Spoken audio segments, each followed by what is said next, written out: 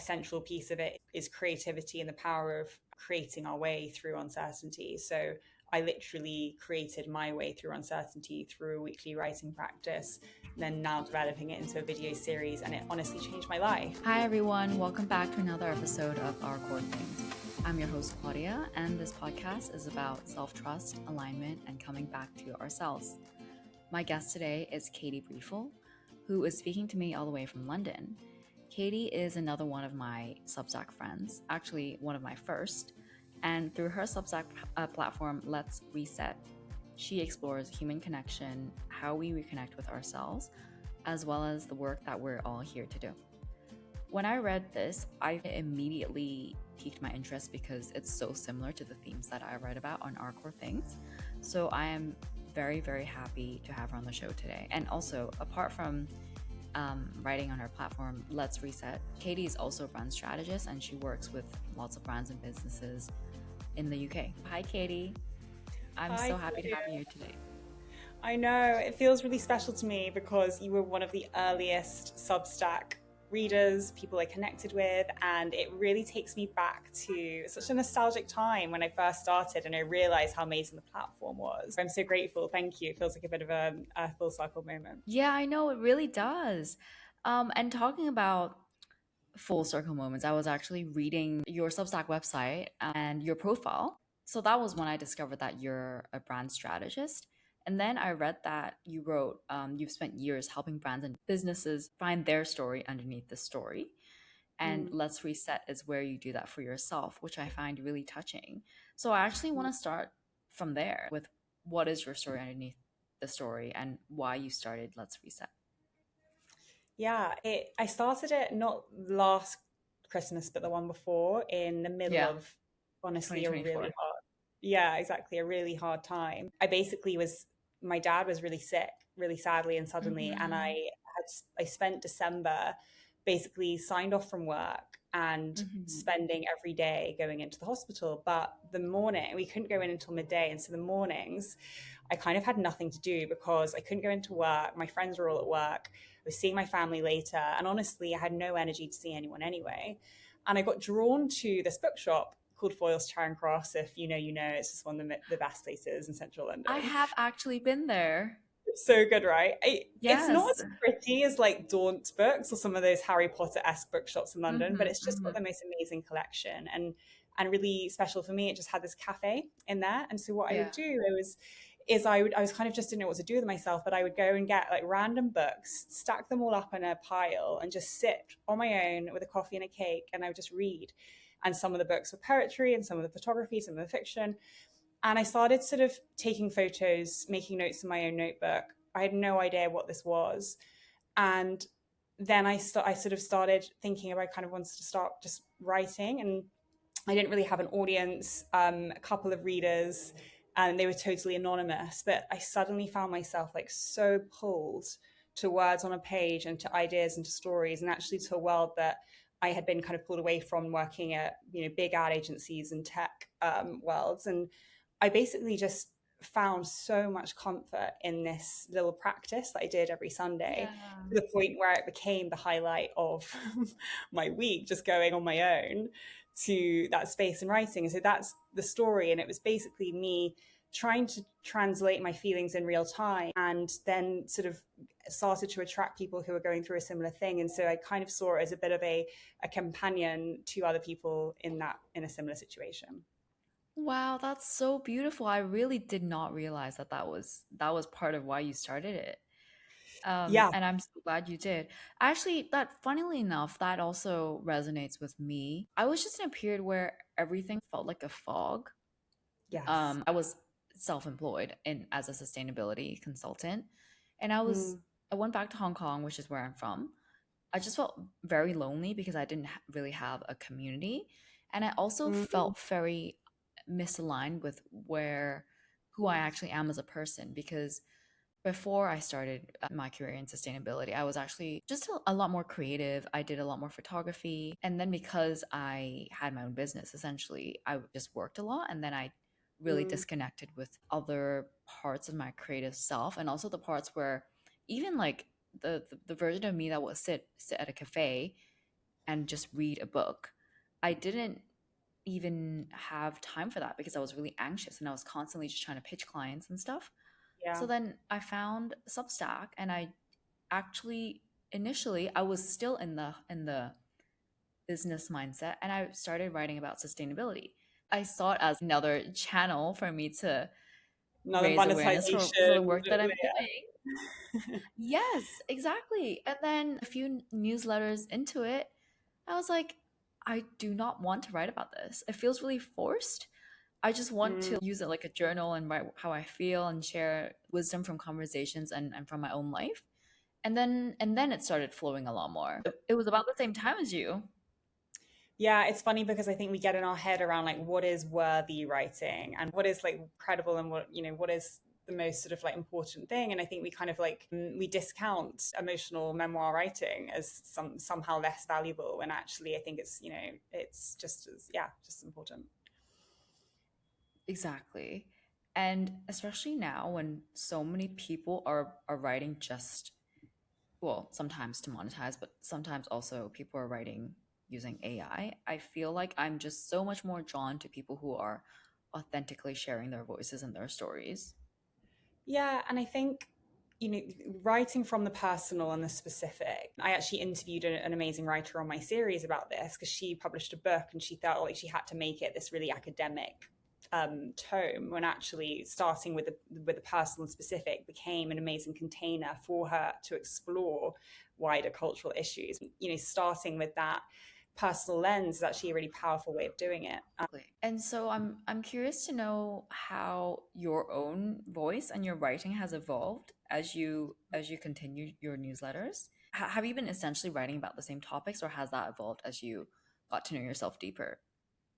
It's definitely evolved. I think at the beginning, it was I felt really anonymous. And so it was much more raw. And I think it was a classic case of writing from the wound, Yeah. not the scar, which I've learned to kind of like maybe take a little bit of a step back. But it was so cathartic. It kind of like Mm. felt like it was falling out of my body at the beginning. And I was using it more as a healing practice. And then as I evolved it, I realized I wanted to kind of create some space. So that's the first thing. And the second is, I guess I've been evolving it, and actually, so I'm kind of changing the name and positioning of this, which speaks to everything that I'm all about. Is like the permission to evolve. Is before it was called Let's Reset, and it was all about healing from challenging times, and it had that kind of slant. Now I'm moving it towards Mm. something called Love the Question, because as I've been writing every week and developing, I guess, a bit of a thesis, I've landed on where I want this to be. It's inspired by a quote from a Rilke poem. The poem is called Letters to a Young Poet, and it's been a huge inspiration. And it's basically about Mm. learning to fall in love with the question. So my whole experience in the last year and a half with not just losing my dad, but a lot of other instability at the same time was wow, like when you're faced with uncertainty, as we all are, and in fact, the only certainty we have in life is we're going to have uncertainty, is, It's how uncertainty. Exactly. can we learn to actually love this? What does that mean? And so this is this exploration. And I think there's an interesting thing with the two words learn and love, because love has like the human emotional stuff, which I really enjoy exploring. But learn is a scientific experimental research mindset, which I'm also really interested in as well. And so it's the fusion of like the lived experience, the human, the personal, which I love putting into my writing. But learn is like, where can we take inspiration from? Join me in this sort of ongoing exploration as I'm learning in real time. And so what I like fusing in my writing is maybe unexpected sources and inspiration, and kind of combining those two things. Wow. Well, first of all, I love the new branding, the Thank new you. title. Love the question. And I also think it's just very relevant, especially right now. There's honestly in the world so many uncertainties. And also, it's applicable in so many ways to people in their individual life circumstances, because we're always taught to strive for certainty, to do things in advance to make sure we have stable careers and stable lives. But sometimes when everything is mapped out, we don't get to follow our own intuition, and we don't get to like diverge and explore and actually find out who we are. And it sort of reminds me of the quote, you can't really use somebody else's map back to your Yes. soul. Something like that. I think the point is that when we don't ask questions and we keep doing the same thing, then we Mm. just sort of live a life that becomes not our own. Yeah, it becomes like an inherited thing. And I think you're exactly right. We've built a whole culture around arriving, around 5-step frameworks, glow ups, before and afters, people performing certainty. But most of us are kind of privately living inside questions we haven't answered yet around work, love, identity, whether the life we've built is actually ours. The uncertainty isn't something to sort of move through, it's something that's always there. And it's the texture of a life if we can learn to love it. So that's what this is all about. That's so beautiful. I feel like you are such a poet. Even what you just said, the uncertainty is the texture of a life is genuinely it's beautiful and it's such a truth too. The next question I have for you is what would you say is your main question in the season of your life, if you'd like to share? Claudia, I have so many questions that I'm constantly turning over in my head. So it's really hard to choose one. Or I a few. guess, You can pick a few. yeah, I've got a big existential questions I'm asking myself. But one big thing I have been grappling with is, I've come to a place where I've got a lot of clarity and alignment, which is great. And writing is an amazing way of getting to that. But then it's like, what is getting in my way and how can I move through that? So a big focus has been about moving through fear. And there's a lot of talk about this in podcasts and books. There's a lot of stuff already on how we move through the fear. But like for me, it's like really how can I um move through that and do all the things that I want to do without fear getting in the way. And I know it's something that so many people deal with, and the very successful people I interview on my series all feel it. And so it's just kind of how do I get out of my own way is a big one. I resonate with that for sure. And moving through fear, I think sometimes, like you said, this is a very common human emotion. Even the most successful artists and writers all face that. Sometimes it's just about Yeah. us building the trust muscle and that confidence in ourselves to just do it. And it doesn't mean that we are not scared or not feeling vulnerable, but I feel like part of why there is that fear or the fear is more palpable is especially with our type of work.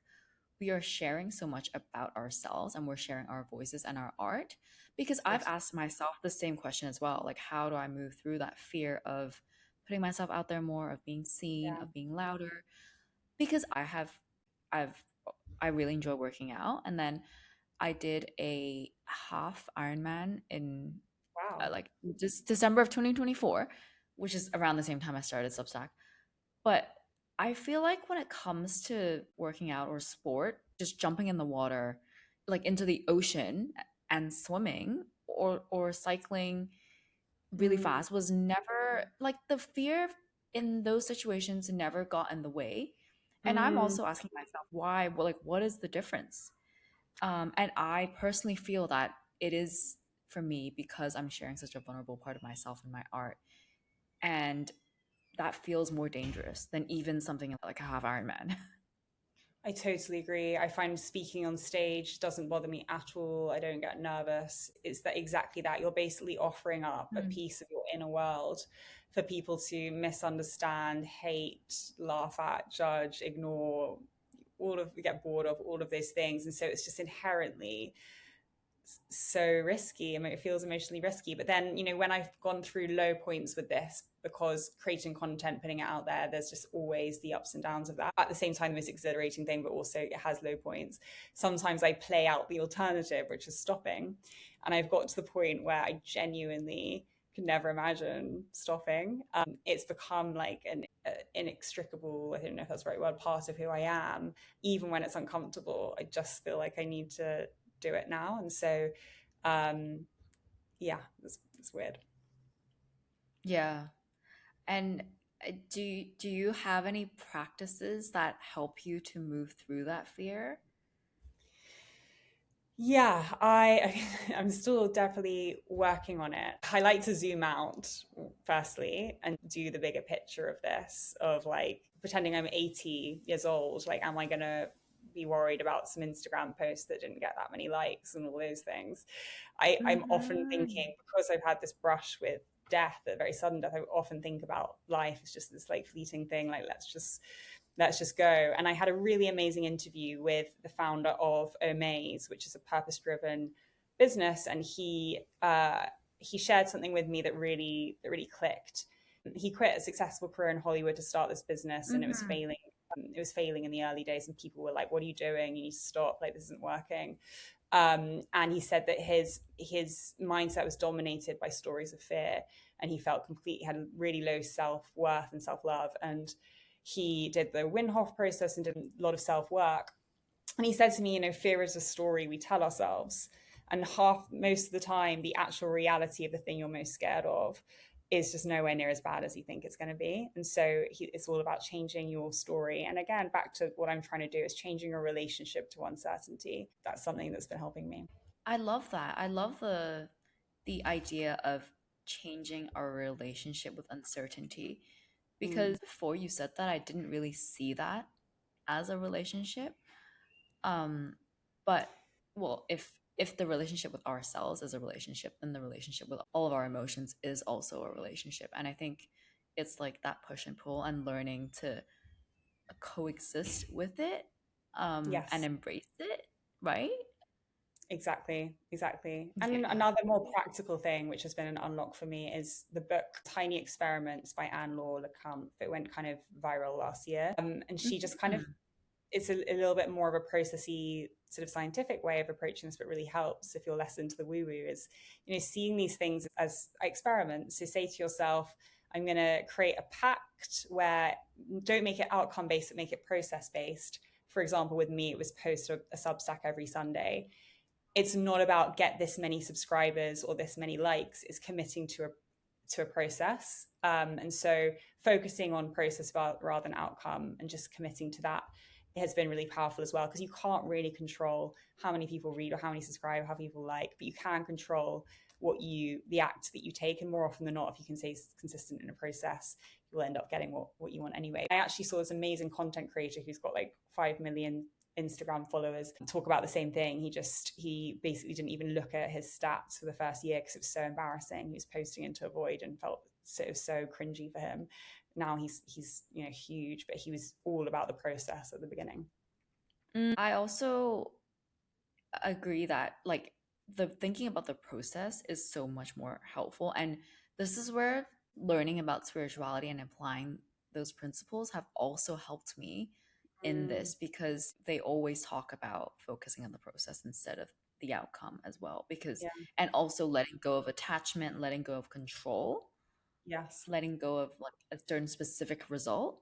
So then applying these principles to what we're doing now, I think it's the same thing. It's about enjoying the process and having fun. And then learning Yes. that when you're having fun, you're also like the most authentic. And then I'm like, am I having fun? Am I doing this because I Yes. want the result, or am I just having fun? And I think whenever I go too far in the other lane, when I'm like, I hope to target this audience today, I'll be like, no, let's just take it a little bit lightly and go back to what I enjoy writing.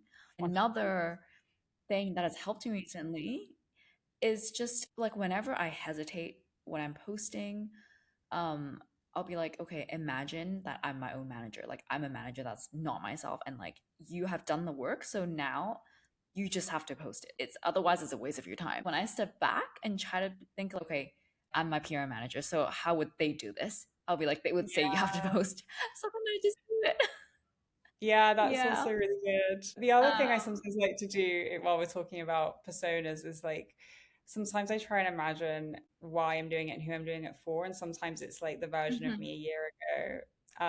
And it kind of helps me connect back to why I'm doing it in the first place, because sometimes it can be quite a lonely, frustrating process.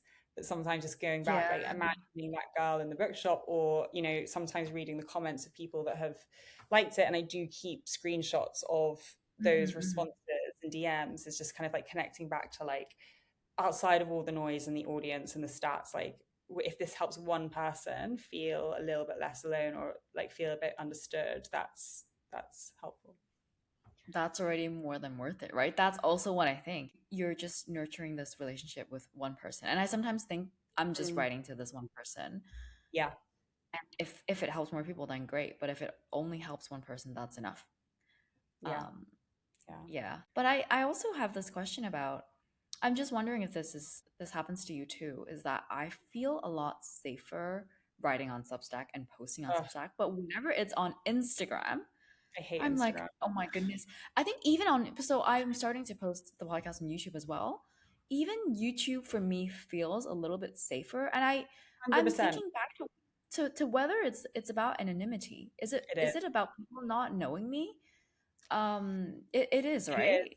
Yeah, like I really hate posting on Instagram, and I think energetically that probably comes through because I don't like doing it and I don't do it as often as I should. I also, to be honest, don't love the whole like, if I love interviewing and writing, I don't love being like an algorithm content monkey. It's not really for my and some people are just so good at that, at like hacking the algorithm and all of that stuff, and it just feels a bit like out of sync with my like soul.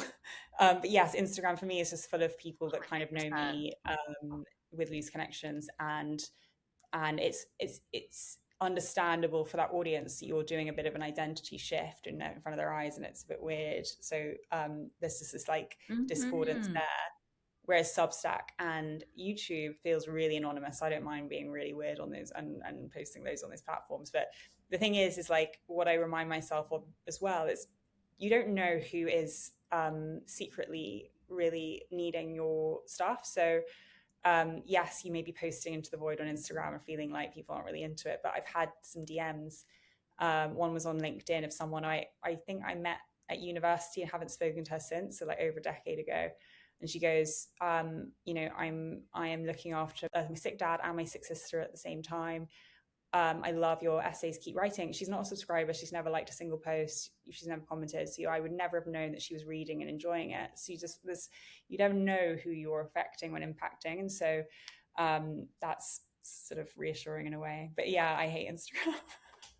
I know, I know. No, but that actually is such a good point because I've also seen or heard from somewhere that it's about who you're potentially affecting. If you think of yourself as like a channel for the universe and like for to hold the messages and spread the messages that the universe wants to channel through. Like if you don't share it, then it's not just about you. Like it's not about you. It's also about the people that you potentially can affect and will Yeah. affect also if you don't do it. It's an amazing ripple effect, right? We have no idea. Like people inspire me all the time. I probably don't even tell them. I don't even probably realize that they are. It's this incredible thing that happens when people show up as their authentic self and start producing and creating. It creates a domino effect that we won't even be aware of. And I think people showing up and expressing is just so powerful and inspiring. And so yeah, I think, and like it's totally okay for people to not like you, for you to be resonant with certain people. Just like by design, that means that you won't be for some people, and that's fine. Yeah, exactly.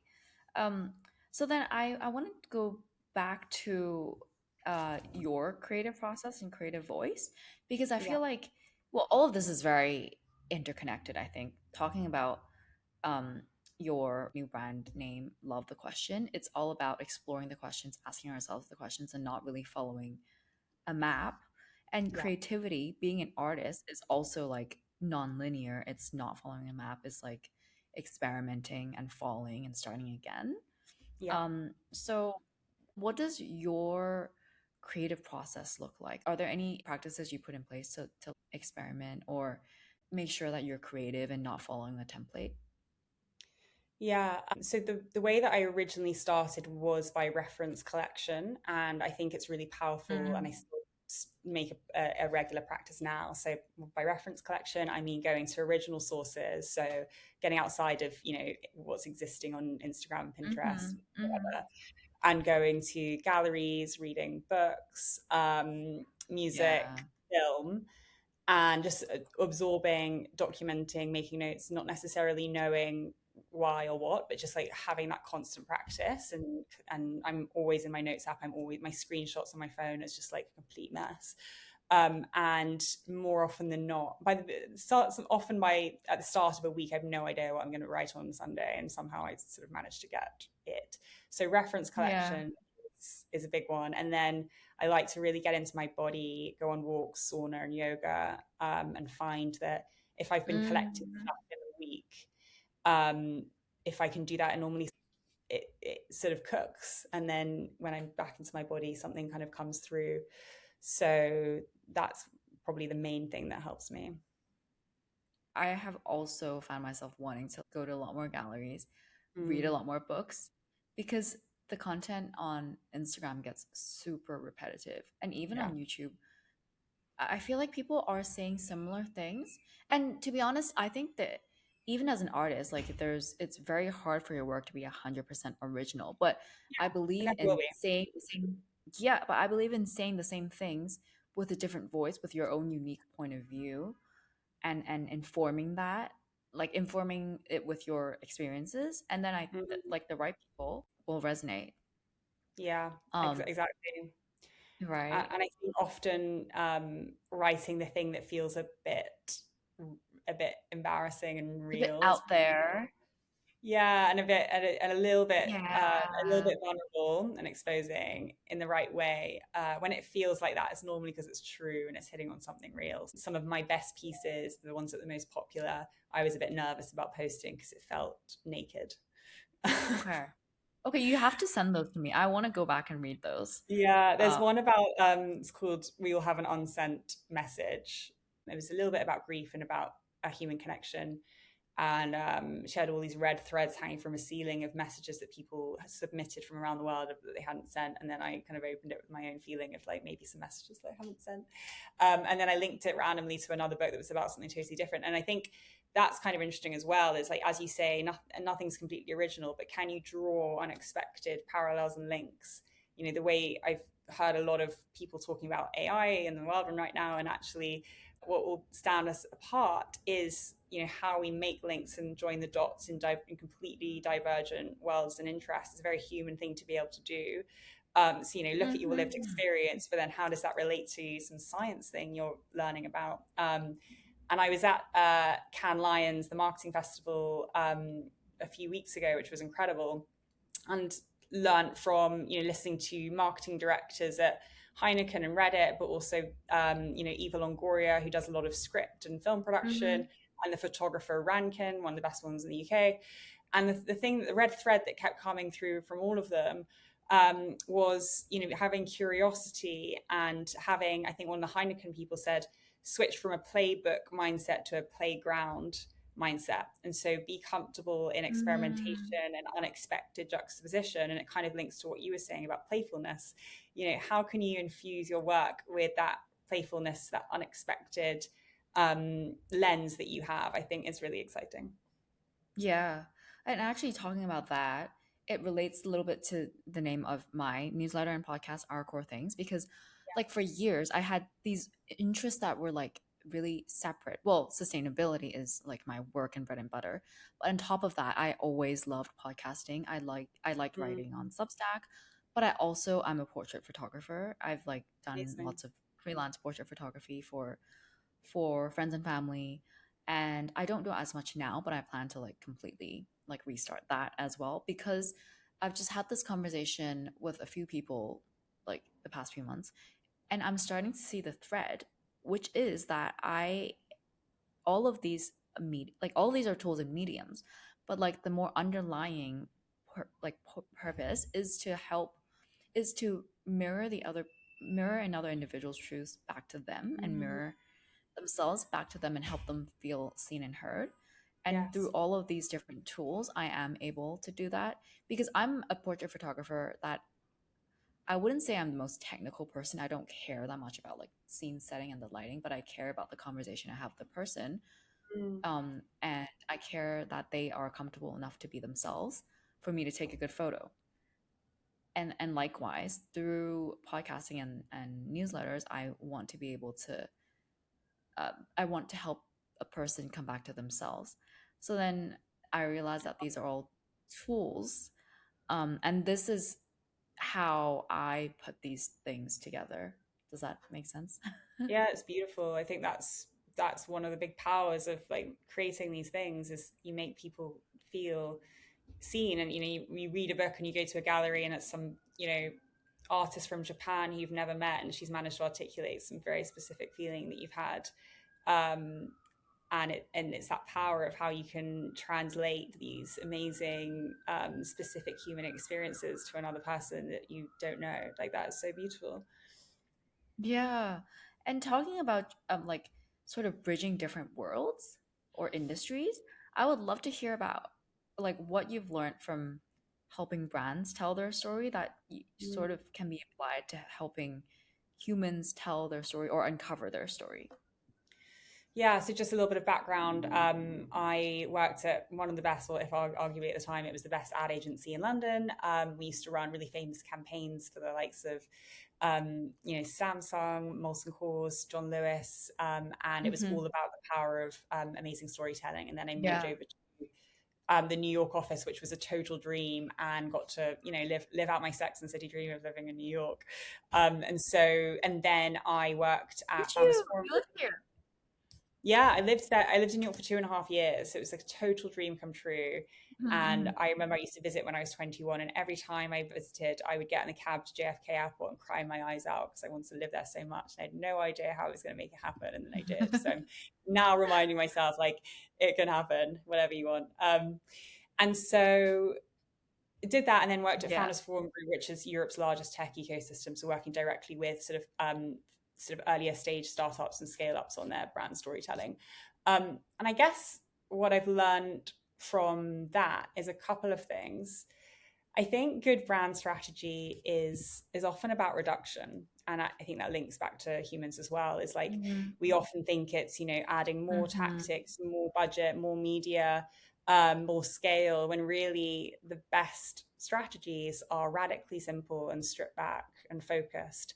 And often it's good brand strategy comes through via sort of archaeology, sort of understanding if it's a legacy brand, what are those like truths from the beginning of the brand that we can pull out and make the center. Or if it's a new brand, Mm-hmm. like what is this thing that the founder intuitively knows or thinks that maybe hasn't articulated, and I'm good at pulling that out, this throwaway comment or this thing that they believe, that through that sort of essential archaeology you can kind of bring that to life. And I think it's the same with humans. We think we need a new routine, a new identity, a rebrand, new year, new me, a new 5 step framework again. But often it's actually never additive. It's removal of what was never yours, what you'd inherited without thinking or questioning, the borrowed ambitions, the identity you've given yourself actually doesn't fit anymore, that you've built to survive in a room you no longer even want to be in. And so for me, it's like, what can you reduce? What can you take away? And what can you distill down into like the real truth? I love that. I resonate with that so much because again, that's like our core things. It's like coming back to the core of who we are. And it's Yeah. also like the visual of unpeeling an onion, right? It's like unpeeling and uncovering all those layers until you get back to your core essence. Yeah, So exactly. that's interesting. Like it's interesting to know that it's very similar for brands. But I think one thing like I would think is a bit different is that with brands, there's usually like a playbook or a guideline, like Mm, something that you need to keep sort of going back to because they're not as alive, I guess. yeah. Um, but I think that's little bit of the difference between like a more curated brand and a person that is constantly evolving and more like an artist because a lot of brand owners or like entrepreneurs have like a very established brand and they go back Mm, to it's like almost curated and performative, but then I feel like the people that we're more open to experimenting and playing. But would you say that's like, I don't know, like I would, counter to what a brand should be? Do you know what I mean? yeah, no, I think it's a really interesting question, and Yeah. I've got my response. So I think an interesting way that you could look at it, which works for both, is having radical clarity on the Uh-huh. core pillars that don't move, right? So Yeah. the sort of non-negotiables, and that works for a brand, it works for you. I think getting really clear as an individual on, what are your core beliefs, motivations, Mhm. who you really are, what you really need to be happy or to feel like yourself. What are those boundaries? And then have an experimental and playful mindset around where that could go, what that could manifest in, what Mm. that looks like for you. And I think the same is true, especially now for brands. And I mentioned that Heineken marketer because I think it's, and the same was echoed by someone at Reddit, is they are, radically very clear on their brand pillars, and that's what the best brands, Mhm. exactly who they are, what they stand for, and if they don't even have a logo, you can tell it's them. You have that with Nike, but the way that that might express itself and how that might evolve can be extremely experimental. And again, like, switching from brands thinking about it as a playbook to thinking about it as moving in a Mm. playground is, I think, where brands need to go now. So get super clear on those Yeah. total core non-negotiables, and then get radically experimental on the rest. And I think that's where it is similar. I love that. I love that. And I want to connect it to like spirituality a little bit because you know how there's the yin and the yang and the masculine and the feminine. Yes. It's a bit like having that masculine container Mm, and yeah. anchor to go back to, and then at the same time integrating that feminine in where we can play a little bit and experiment and be a little lighter. Yeah, the fluidity inside that Mm-hmm. container is really powerful. I love masculine, Yeah. feminine, polarity dynamics. I find it so interesting. Um, Yes. Yes, yeah, me too. Me too. I mean, it's all about balancing it within ourselves. And then I feel like when we strike that balance within ourselves, we also, the outside world also reflects it back. yeah, because it's a really funny Have- one as a business owner and a content creator. It's like you really do need both. Like you need that feminine Mm-hmm. energy, expression and play, and like receiving. Um, and then you need to run a business, and you need to pitch yourself and put yourself forward and be in that masculine active. And it's something, going back to what are your big questions, that's something I really think about is, I don't know if you're into human design, but my human design is a projector, which is Oh like my God, 20% yes. population. And my whole thing, You're a projector. That's really rare. yeah, are you What are surprised? the numbers, like the lines? I don't know off the top of my head, but I'm not surprised. I just don't really know that many projectors. it's a small group, and like the big thing with projectors is being invited in, and so my whole thing has been like, do the work, like share my work, Yeah. and then people will come in, and as opposed to like hard sales and that kind of thing, which I hate, honestly.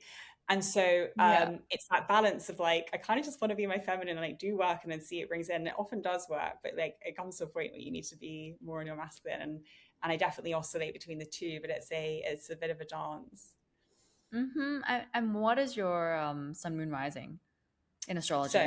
I'm in Aries with Scorpio and Capricorn, and so what's interesting with that is I've got this like projector softness, but then with the like Mm-hmm.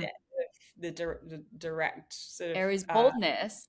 initiator energy of an Aries. So like I do often feel quite like identity split in those energies.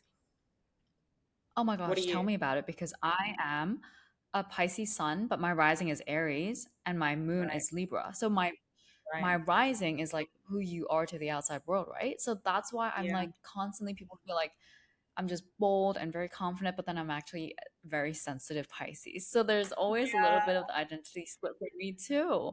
And then there's a yeah. Libra moon, which constantly wants like harmony and peace and to be diplomatic. And so sometimes I can be a bit like conflict avoidant and shrinking my voice to keep the peace. So that is also something that I'm working on. Yeah, it's Yeah. ongoing. I know. Okay, so I also wanted to touch a bit on the core pillars of your brand because you said that, you know, like this is something we all need to go back to. And I know that this has evolved, but what would you say are the important elements of let's reset or love the question? that you keep going back to whenever you're writing or podcasting or speaking to your podcast guests? Yeah, I think the first one would have to be curiosity. So, curious to learn more, curious to be in the question, be comfortable with the question, and sort of whenever you're stuck, like instead of approaching things with fear or urgency, is like, okay, sitting in it and thinking, what is this teaching me? Where is this taking me? What lesson could be here? So curiosity is a big one, and then I think a central piece of it is creativity and the power of creating our way through uncertainty. So I literally created my way through uncertainty through a weekly writing practice, and then now developing it into a video series, and it honestly changed my life. And I think anyone is creative; they just like haven't found their thing. And I'm a big follower of Julie Cameron and The Artist's Way and all of that work on how you can tap into Yes. and access that.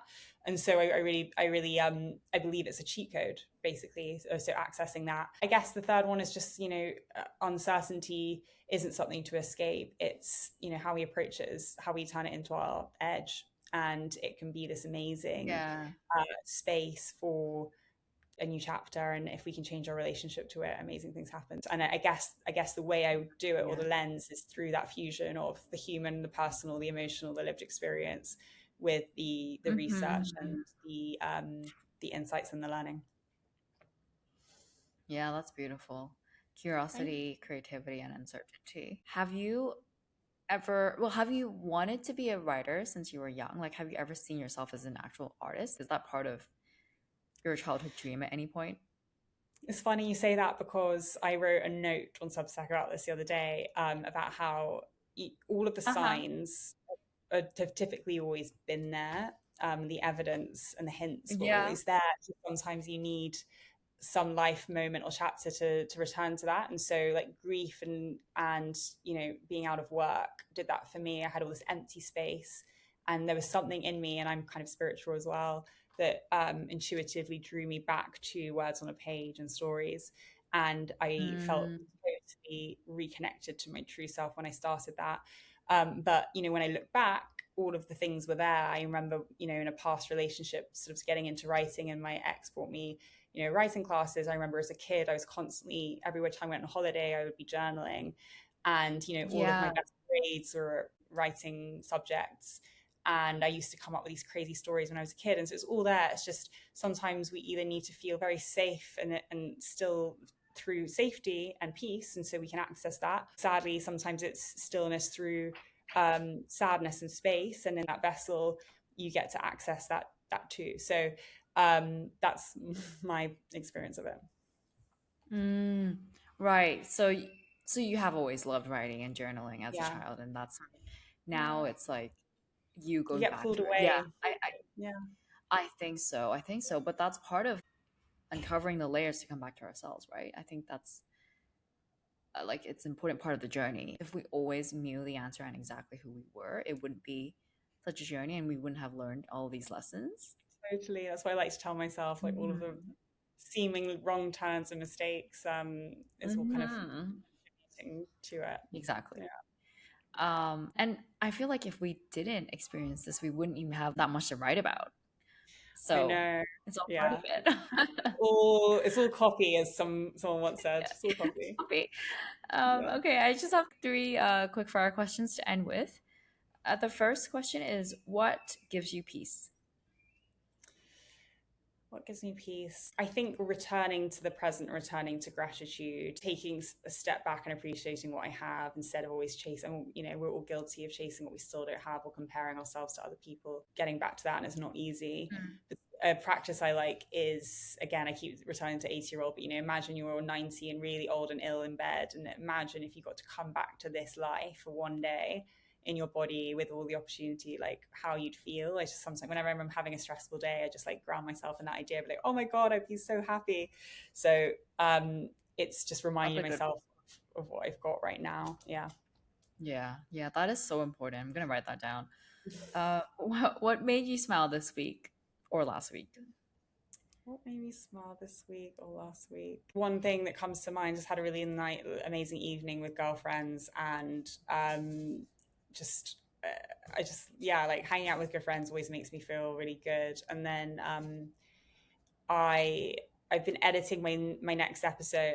Conversation actually is a big thing that I really love, and Me I was too. feeling really stressed about my latest episode, where I'm editing on Adobe, and I'm not a good editor. It takes me a long time, and I'm so like stressed, and I haven't shipped it on time, and all these things.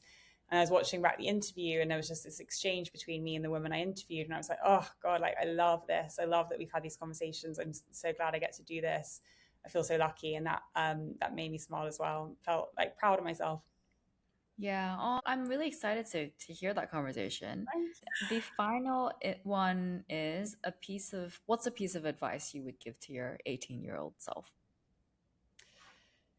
You already know what you should be doing. Trust it. Yeah. Don't listen to the noise of what other people project onto you. Like listen to like what you're hearing. That when you strip away all of that rubbish, you can connect back to. And part of me really wishes I'd sort of gone after some of the things that I kind of knew I loved at that age. 100%. I Also, I'd think, say like you're so like beautiful as you are. Don't like I look back on you. You're 18. You're so self-critical, and I just want to say to her, like you're great. yeah, oh my gosh. No, you are stunning. And as I was saying at the beginning, your hair is like so beautiful. I feel like you can be on a hair ad. But thank you so much for speaking with me today, Katie. And you know that we've like always connected on Substack and supported each other, and I hope that we Yes. continue to do that. I am very excited about the new rebrand. Love the question. It's a beautiful and super, I feel like, resonant and aligned name for Thank where you you. are right now. And yeah, I think it's important to constantly go back to the questions and ask ourselves the questions and to sit with and embrace the uncertainty. So thank you for reminding us all to do that. Thank you so much, Claudia. This is such an interesting, enriching conversation. And as I said, I'm so grateful for the connection that we built on Substack. And yeah, I feel very grateful. It's been amazing.